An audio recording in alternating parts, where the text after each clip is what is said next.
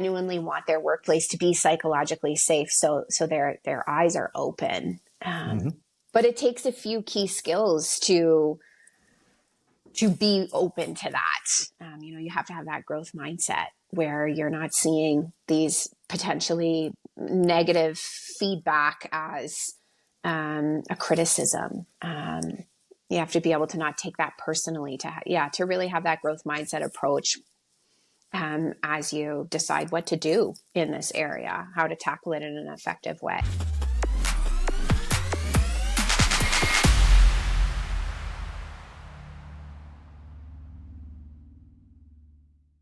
Welcome back to the Coachful Coaching Leadership Podcast. I'm David, and today I'm here with Mae.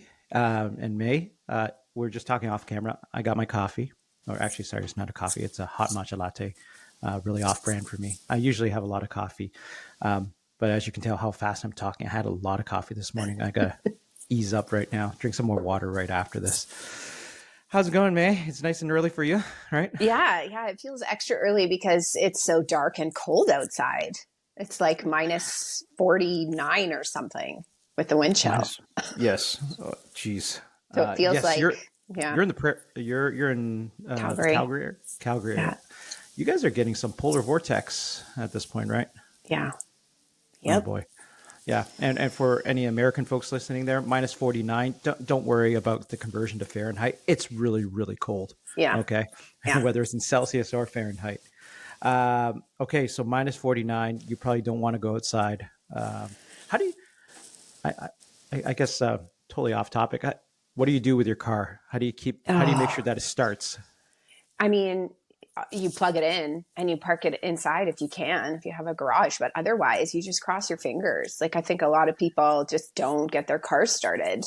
And like, I think it's really unsafe to go places where you're going to be inside for long, because then your car's not plugged in and you might get totally stranded when you get back out. Yeah. I'm picturing during the winter there, like some of the fastest grocery runs ever. So, like I can it's probably like during COVID, like go. Yeah. 5 minutes. You got like a roast beef in hand, vegetables in the other hand. I even feel bad thinking about ordering groceries because you think, oh, I don't have to go anywhere. I'll just get someone to bring them. But then the poor delivery people, like, geez, nobody wants to be outside. Yep. It doesn't matter. They're always there. They're like the post, like the post office in the past. Well, cool. I'm guessing employee absentee rates are higher during this time of year. Yeah, I can start my car. That's where having the support of your workplace and having like a flexible approach is really helpful. Because you draw a hard line and people are not going to be able to come in if they can't start their car. And I think that's on brand and on theme for what we're about to talk about today, right, Mae? Totally. Well, Mae, I'm going to hand the mic over to you for a few seconds to introduce yourself to everyone and why, talking about the workplace and workplaces that can accommodate, why that's important. But I'll give you the floor for now. Sure. Who are you? What do you do? Thank you. Yeah. So I'm a coach and consultant and trainer, facilitator in the realm of mental health and well-being, mental health promotion. And specifically in the last few years, I've been working more with workplaces. So when I work one-on-one with folks as a coach, I'm supporting them in feeling better about what they do and coaching them to find a career path or a life path that feels fulfilling, because that sense of meaning and purpose that we get from the main thing we do in life is really essential to our mental well-being. But there's the other side of the coin, which is working with the workplaces and helping them create environments where people want to come to work, where people enjoy what they do. And it's not just a matter of the individual making sure that they feel good at work. It's also the workplace's responsibility to create an environment that supports that. What else should I share? Well, we can dig into that right now. Mm-hmm. So a lot of your work, as you mentioned, it is related to mental health, psychological safety, and health within workplaces. And actually, that's one area I would love to dig into, like just talking about. Well, first of all, let's define in the workplace what psychological safety actually means. Yeah. And personally, I will give an opinion before you even say something about this. I think the term has been used. First of all, there's a lot of awareness of it, but I feel it's also being abused in some ways to Mm-hmm. mean other things. Mm-hmm. Meaning, oh, it's a nice place where no one ever argues, no one ever debates, no one ever challenges each other. That's not psychological safety. That's dysfunction, in my Mm-hmm. opinion, right? Yeah, Um, totally. but I gave you my opinion. Hopefully, that doesn't change anything too much. What talk about psychological safety and what it actually means for the Mm-hmm. workplace? Yeah. Yeah. So, psychological safety, and the researcher Amy Edmondson, which sounds like Edmonton, but it's not, she coined the term, and it's when people feel open and safe to share their opinions, their thoughts, their ideas, their feedback, to share anything basically without the fear of negative repercussions, without fear of consequences or anything bad happening as a result of what they share. So Mm-hmm. I would actually say that the example you gave would be something that's more kind of toxic positivity, where people actually don't feel psychologically safe enough to share what's on their mind, and they feel like they need to just be all sunshine and rainbows. Mm-hmm.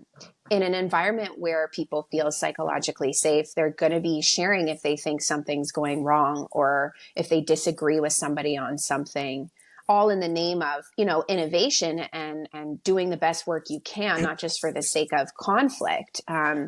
But we need people to feel safe and comfortable sharing what's on their minds in order to do our best work. Yeah.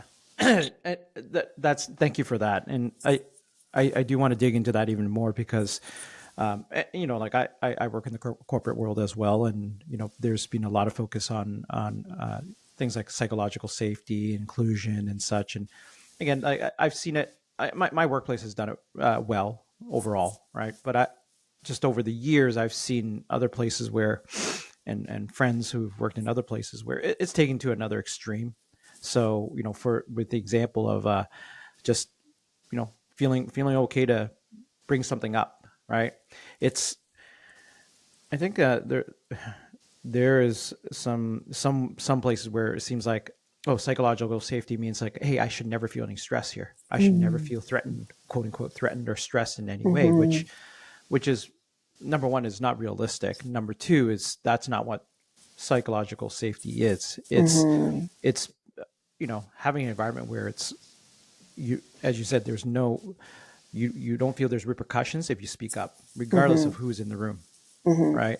And I think Steve Jobs said, I've talked about Steve Jobs quite a few times. He's been notorious, but at least he says the right things, like best ideas win in the conference room. And so we debate, and we debate hard, Mm-hmm. right? We disagree violently sometimes, but Mm-hmm. we all disagree together, right? Mm-hmm. Regardless of what your rank is. So, and that's what I believe in as well. But I guess just talk more about that. Like, what do you do for organizing? Like, how do you help them Mm-hmm. create these psychologically safe, like the right type of psychological safety Yeah. in these organizations? Yeah. Yeah. I think despite Canada having been a leader in this area, Canada developed in 2013. We were the first in the world to develop a national, it's voluntary, but it's a standard Mm. for psychological health and safety in the workplace. And so you can actually download the standard and the toolkit that goes with it to help you implement the standard. And that's been around for over a decade. But I would say most workplaces are just at the point where they're starting to realize, okay, this is something we need to address. And for many reasons, I think the biggest one being lack of resources around, knowledge and time and money, a lot of a lot of workplaces are tackling it in much the same way they might occupational health and safety, where let's, write a couple policies, make sure we've ticked the boxes. Yeah. We've Do some addressed bullying training. and we've done bullying and harassment. We know that's a threat to psychological safety. Do some training, boost our employee and family assistance program benefits. Yeah. And it's not enough. It's a good place to start. But it's not enough anymore. Yeah. This is like, we're at the beginning of the year. We're in January right now. And the definition of madness is trying to do the same thing over and over again and hoping for a different result. And how many people do these dumb resolutions? Sorry, I don't even know if you've done debt resolutions. I'm not into New Year's resolutions. Okay, it's okay. I'm terrible this morning. You can tell how much coffee I've had. I'm being very judgmental there, but and I say it's terrible not because of the principle behind a resolution. It is the practice of, I'm going to do all these big things, right? I'm going to lose 20 pounds, but no one ever goes into the how. Like literally the day by day, week by week, how. It's a practice. It's not about goals. It's actually daily tactics that you got to take in order to achieve. And same thing with, like, if you want to implement something like psychological safety in your organization, it's not enough to just do a bunch of training, writing some policies, and just slap it on the wall, or in your portal or whatever you have. It's every level of leadership needs to practice it, and it has to be practiced every hour of the day. So if you're saying psychologically safe, you get people in a meeting, everyone needs to speak up, everyone needs to speak the truth. You got to drag it out of people, and by the way, if they disagree with you, there cannot be any consequences to that person. You got to respect that. And it's a practice. So I feel very passionately about these things where when rubber hits the road, it's got to be daily practice. What are you doing as an organization to implement this? But I guess, how have you seen this effectively done and not effectively done? Yeah. Well, I think you bring up a good point that ultimately what creates an environment of psychological safety is the culture. And culture is, you've probably had guests on your show talk about this before. Culture is really made up of the everyday practices, the way people talk to each other. It's the little things. It's not the big things. And it's very much influenced by, everybody has a role to play in setting the culture, but it is very much influenced by leaders. Leaders set the tone for culture. And so if leaders are saying, I have an open door policy, but they're not actually modeling that, or they're saying, work-life balance is important, take your vacation time, take your lunch breaks, but they're not modeling that makes a really big difference. So you can have all the fanciest, well-developed strategy documents and whatnot in place. But if people aren't walking the talk, and that starts in leadership, then it's not going to have an impact.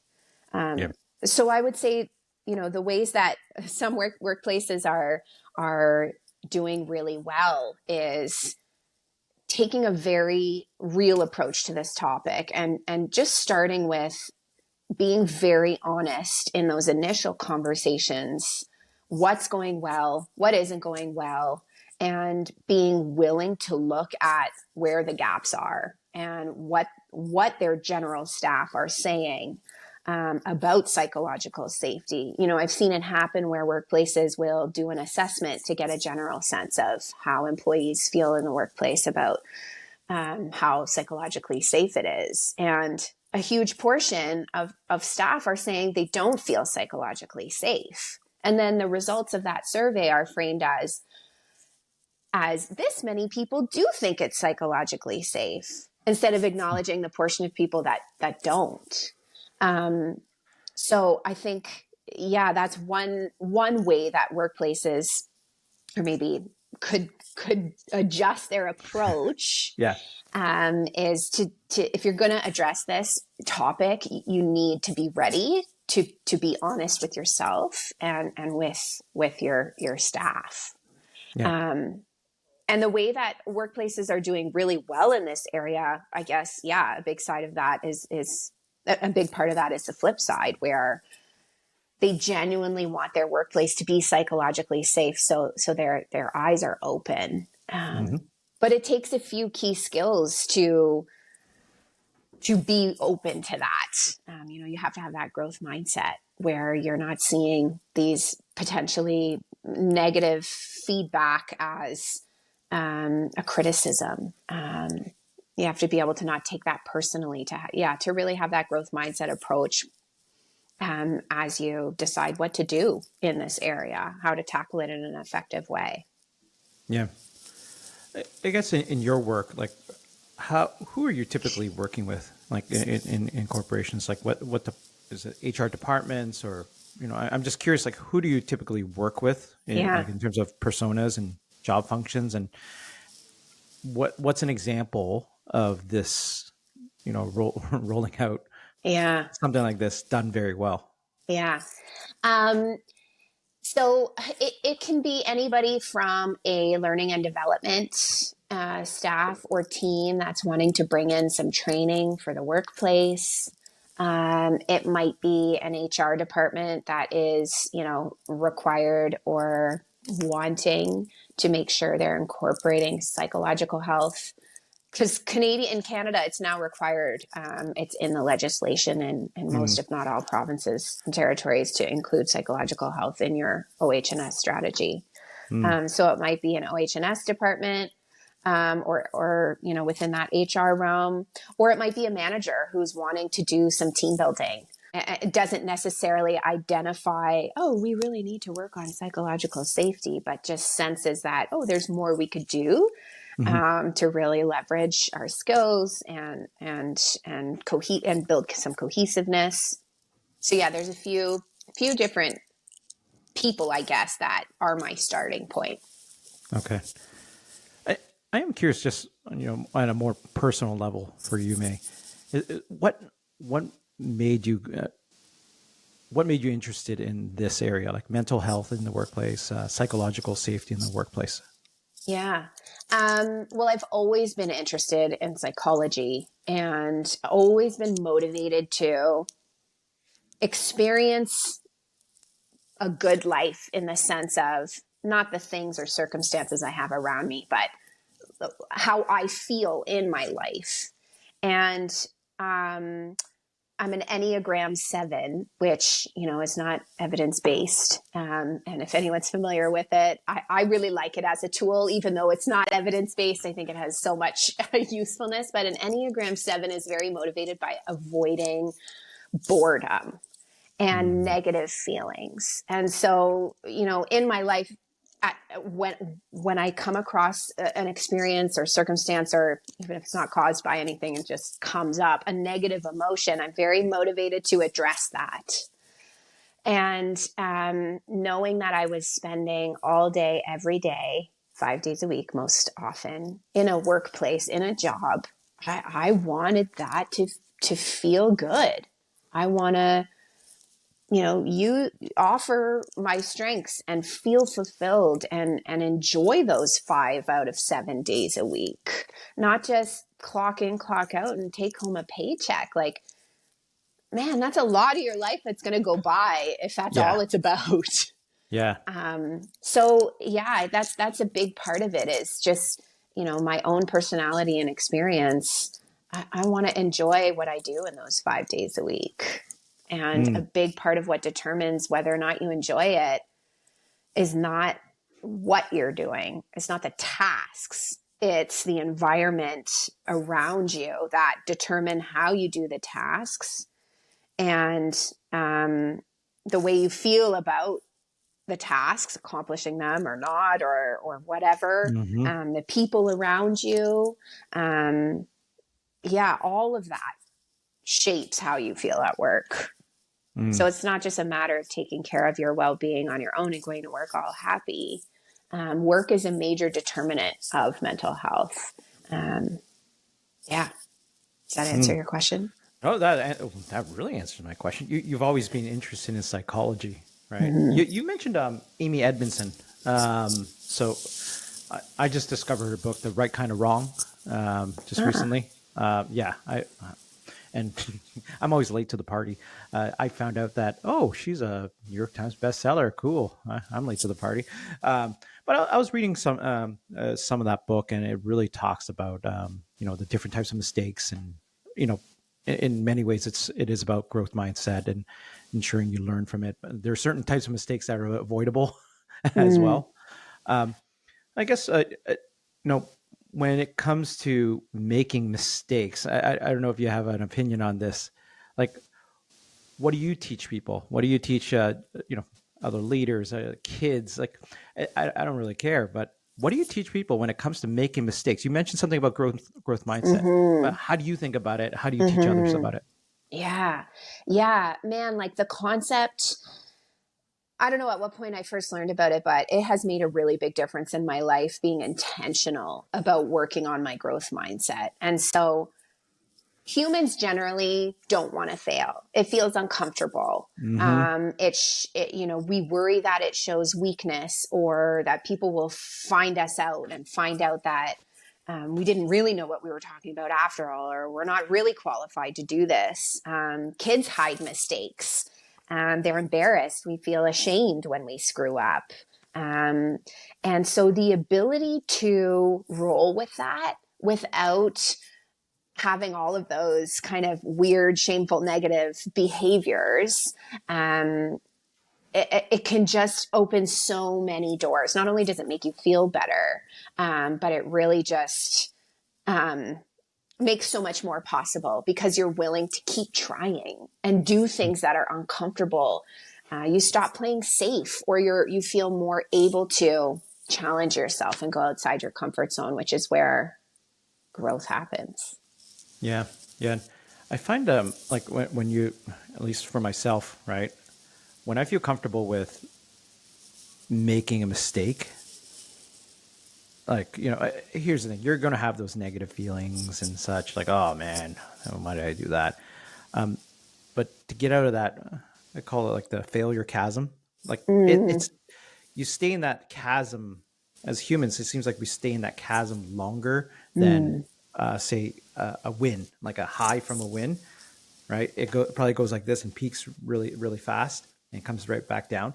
But that mm, chasm of failure, like the emotions from that, mm, we just wallow in that as human mm, beings. And there's something evolutionary about that. mm, But I find like for myself too, like I come out of that pit pretty fast, not just with myself. So there's my own mindset, but also the environment around me is supportive. If I know that the people around me, whether it's family, friends, or coworkers, if they would be supportive, like, yeah, your boss might say something to you, right? But it's not negative consequences. It's like, hey, you messed up there. I'm like, yeah, I did.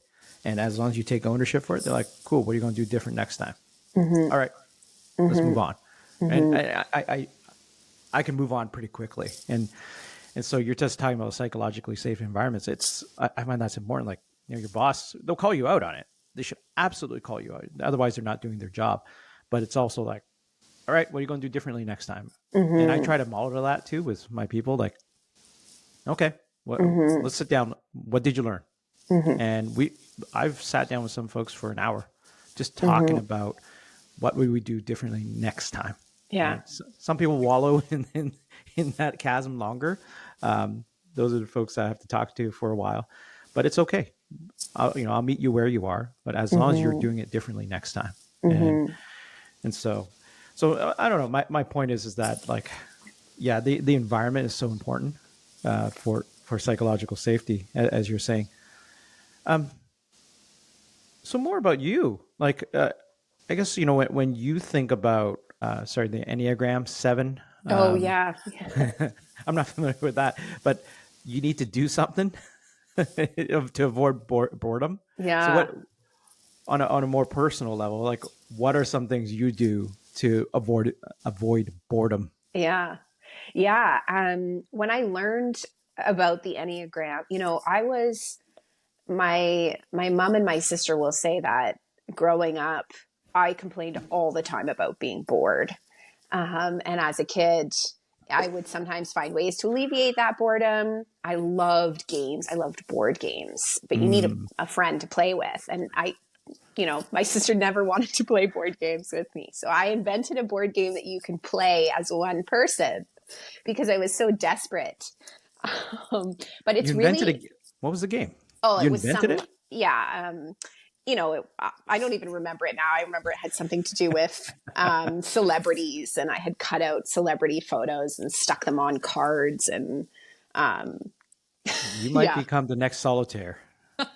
yeah, it was something like that. Anyway, so yeah, avoiding boredom, I think, pushed me to now. I've gotten a better handle on it, but I keep myself busy and I try to do 1,000 things at once. Mm. So I have many different jobs, lots of different jobs, and I have side projects. And um, I have 3 kids, so that keeps me busy enough. But Hmm. yeah, I have lots of interests, lots of projects, lots of jobs. And I think that's it. I'm like that because of that, not wanting to be bored.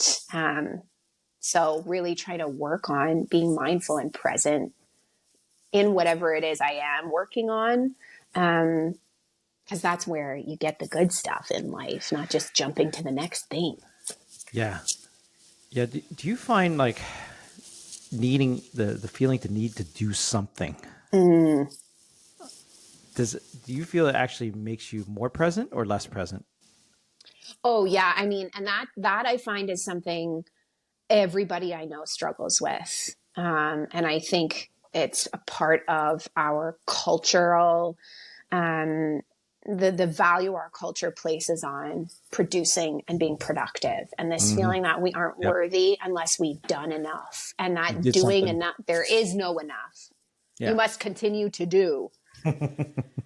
So sitting around um, and doing nothing has become really hard for a lot of people I know. Yeah. Yeah. It was really hard for me in the past. Still somewhat. But 6 years ago, I tore my Achilles, and I had to somewhat slow down. Somewhat. I said somewhat. And I remember my wife saying, "Well, this is probably good for you, right? Not the Mm-hmm. injury itself, but maybe you'll Mm-hmm. slow down a bit." Little did she know I was hobbling on one foot, going doing workouts Don't still, tell and her. oh, she knew. She heard the weights going and just the machines. I was like doing rowing with one foot, right? Like everything, cycling with one leg.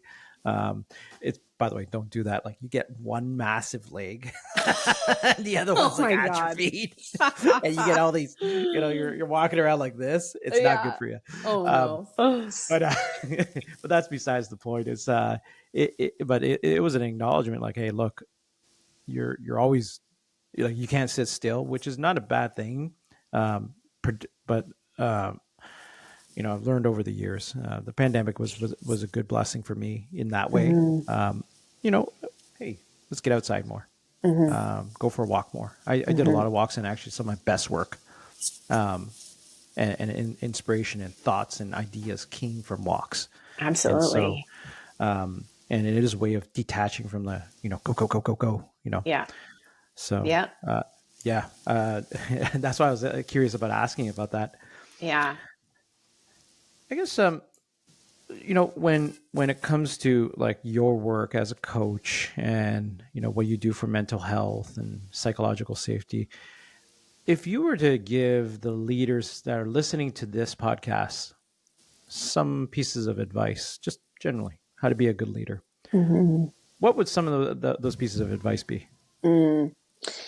Yeah. It's funny. This came up in my mind recently. I was preparing some work for something, and something that really stood out to me was if leaders just asked and checked in with their staff more often, and not just check in, Mm. but ask them their input, asking their input, you know, instead of I don't know. I get the sense that there's this feeling among leadership in some organizations. I don't, I don't want to generalize, but that, there's a plan. They make a plan at the leadership level, or there's an idea or a project that needs to be implemented or a change. And there's all this planning that happens around how to roll it out. How do we communicate that this change is happening or that this new project is coming? And it's all about managing the reactions of staff rather than starting first with staff. Hey, we've had this idea. How do you want us to communicate it to you?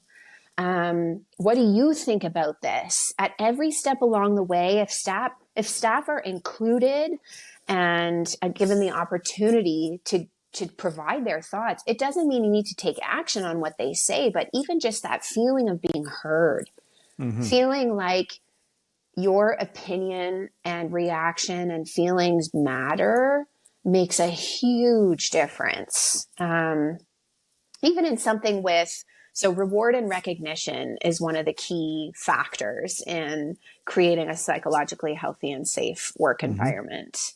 And asking, how do you like to be rewarded and recognized? Not everybody wants to be recognized in a public, big way. Not everybody wants that company pen or pin, right? Like the 5-year service pin. So yeah, when you check in with staff, then things feel more meaningful as opposed to kind of contrived and, yeah. Yeah. So I think I would say that's the biggest one, and doing it in a meaningful way, not just like hey, how how's it going? How have you been doing? But taking the time to really ask the question and want the answer and listen to the answer. Wow. Thank you. Thank Yeah. you. I don't That's know. What do you wonderful. think about that? I mean, so what comes to mind is, so yes, asking people, like your people, for feedback about initiatives and programs, and whatever might happen. There is, look, especially as a leader, higher up you get, there's pressure to put your stamp on things, and such, but there's also, when you miss the human element of it, like what's the impact on others? Sometimes we move a little too fast. I'm guilty of that, by the way, right? And I do see other leaders, some of my peers who they do a much better job at addressing, well, let's slow it down for a second. Let's talk to the peeps, right? Yeah. Let's get some feedback there. And, by the way, this is going to happen regardless, right? These things. And there's some things that it's just going to happen no matter what. But at least to ensure that folks have been heard, right? Yeah. And you're going to, as a leader, you'll get something out of it. You will get something out of it, something you did not even think about, right? How to make it better, Yeah. how to deliver it, whatever the outcomes you're measuring it against, it doesn't matter. That's what comes to mind when you say that, right? I mean, something I could do better on, very, very sincerely. Yeah. Well, thanks for that. Yeah, absolutely. It's almost, you can think of it really basically as, instead of coming in and saying, this is the way things are, get in line, follow the rules, this is the way it's going to be. When you think of it in that simplistically, if you were to then adjust that approach to, here's what we're thinking, what do you guys think about that? The reaction and feeling within your audience or your staff or whoever you're speaking to is immediately so different, even just within your body, right? You can feel it. Yeah. Yeah. Yeah. Well, Mae, I do want to just transition to the last part of this podcast. It's almost like a rapid question round, if that's okay. Yeah. Okay. And it's a little more personal about personal questions about you. One of the questions I asked you, I sent you this ahead of time, was, is there anything you've doubled down on or changed your mind on recently? Yeah. Yeah. So, AI.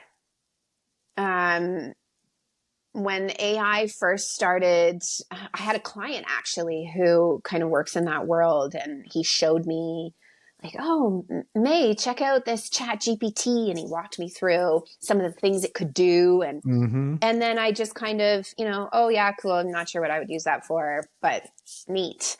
And then, started hearing more conversations in the news and in the work world around AI, and have lots of conversations about, the dangers and the ethics around it and all of that. And I think that stuff is still really relevant and important. But Mm-hmm. I've started using AI more in the work that I do. Well, Chat GPT, I know there's tons of other tools as well, not just that one. And it's really fun.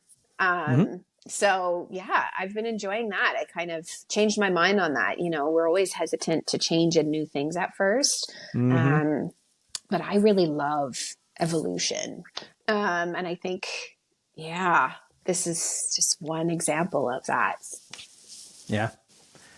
Interesting enough, the episode right before this one that I'm recording, I was talking to Chris Kemp. He's a technology expert. This is his second time on this podcast, and he was him and I were talking about AI. It was purely focused on Nice. AI. Oh, That's cool. one of his focus areas, and we were likening, like, just talking about the psychology of adoption of new technologies. He talked Ooh. about, back in the early 1900s, elevators weren't that great. I mean, there were elevators in the early days where, uh, imagine you jump in an elevator, there's no brakes, and it just falls. And yes, there were some tragedies in buildings. Um, and so eventually, yeah, the elevator companies, they put in, like, these brakes in them, and it would stop if there was any fall. But in order to get people to start using it, they put humans inside those elevators. So you see some of those old movies, there's an attendant. Cool. Yes. Their only Make function people is, feel safer. exactly, their only function Yeah. was to close the gate, press the button. Yeah. There was actually really no reason for them to be there. Yeah. And so he likened that to the adoption of AI. So, driverless cars and taxis. And in some cities, there's driverless taxis. There's adoption problems there. Obviously, people are afraid. I'm a little bit weary too. But he Yeah. says, so in some places, they're just putting a human at the driver, at the driver's side. Not because they really need to do much. It Yeah. just makes you feel better. Cool. So, so you brought up that thought right there, like, just about Yeah. the psychology of Yes. adopting something new. Absolutely. Well, and that ties into, talking about psychological health and safety in the workplace, because when we're bringing in changes, even or specifically with technology, we need to be thinking about the people side of things, right? Mm-hmm. It's not just, here's this new thing, learn it, get on board. It's, working with people and understanding, their Yeah, side yeah, of they got to things. be seeing that you're using it, right? Yeah. So you're using the proverbial elevator with them, Cool. right? I like that. Yeah. Um, so another question for you is, crazy or true fact about May that we don't know about? Yeah. I am a tap dancer.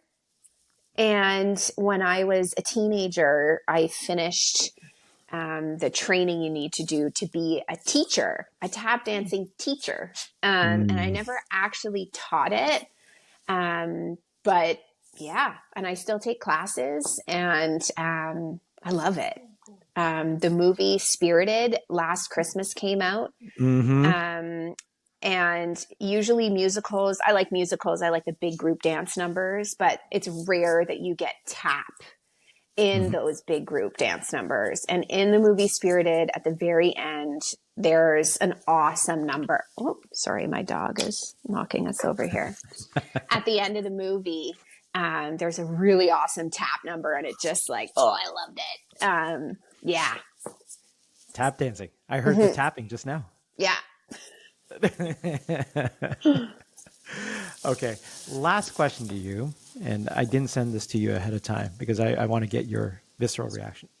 What advice would you give to the younger version of yourself?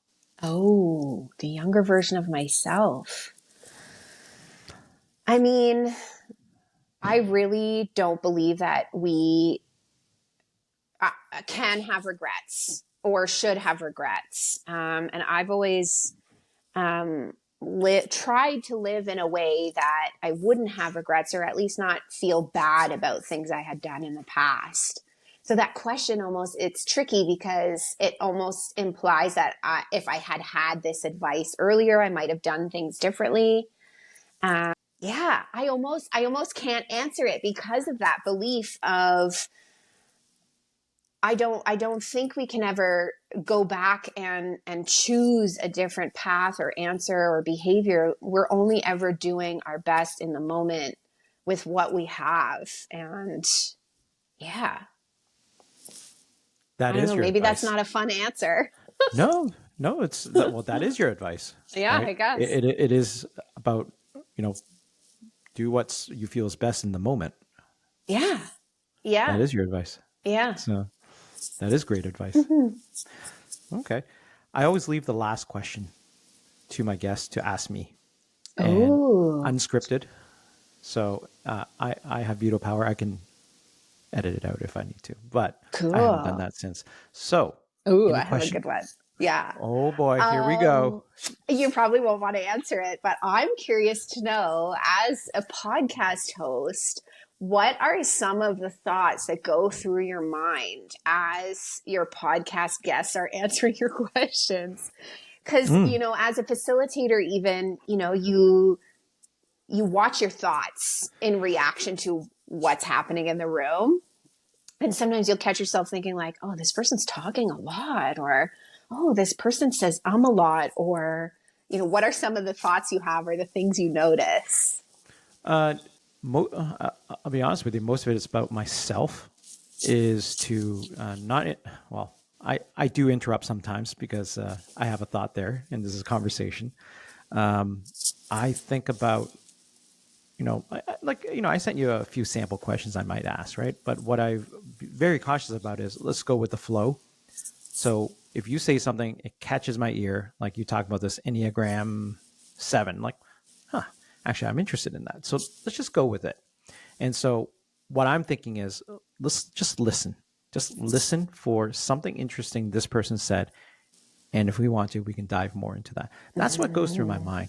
yeah. I don't recall being judgmental about anyone. This is the reason why I do the podcast is so that I don't have to have an agenda and I don't have to work on an ideal outcome. I don't have to. This is not work for me. This is a passion project, and so so I purposely try to keep this very loose. If it was work, this is you're facilitating a workshop, you're doing something like that at work. Yeah, it'd be much more measured, right on timing. We have 15 minutes for this, That's 30 right. minutes for Yeah. this. And Yeah. yes, you are talking too much. You're wasting my time. And I We got a point got a to plane make to here. catch. Yeah. Yeah. I got some outcomes I got to hit before this. And Yeah. so, so this is actually really relaxing for me. Oh, This that's is awesome. on purpose. Yeah.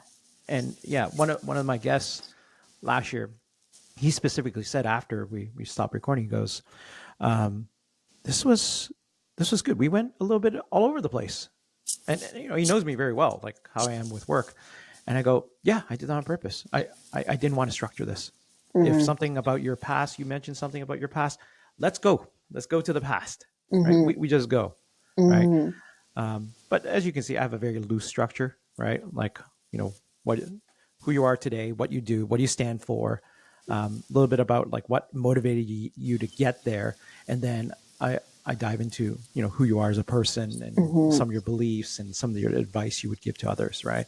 So very loosely, that's how I structure in my own mind. Mm-hmm. But, you know, I'm not stuck to any single format. Yeah. Yeah. So Cool. that's what goes through my mind.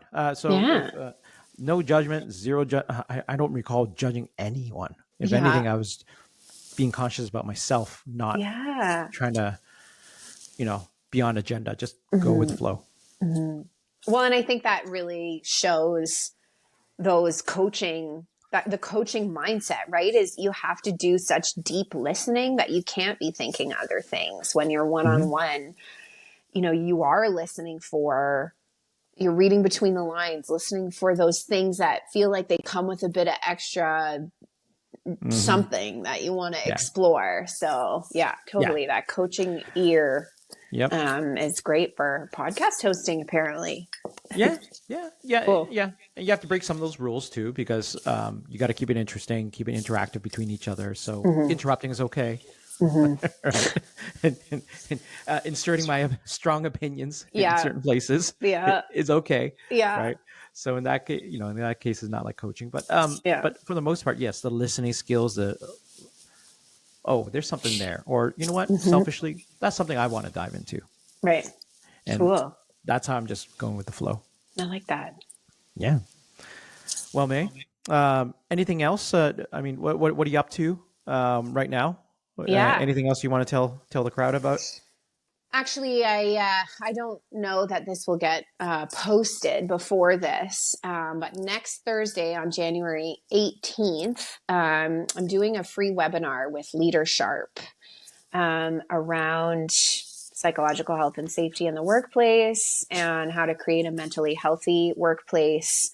We're going to run through some of the background, give folks a free toolkit. So the goal is really to just make people feel a little more confident and empower them a little to start thinking about or addressing this topic in their workplaces. Okay. So that's really exciting. It's an open invitation to anybody who works somewhere where they think they could maybe make a difference in this area. And yeah, that's, I think, the main thing I'll mention. Otherwise, just kind of getting through winter. It's started super slow here in Calgary. So, -49. yeah, but like Come this was back the with first vengeance. cold week. We haven't had much snow, so that's okay. Like I like winter. So, I mean, everyone will probably turn the podcast off now. Like, who likes winter?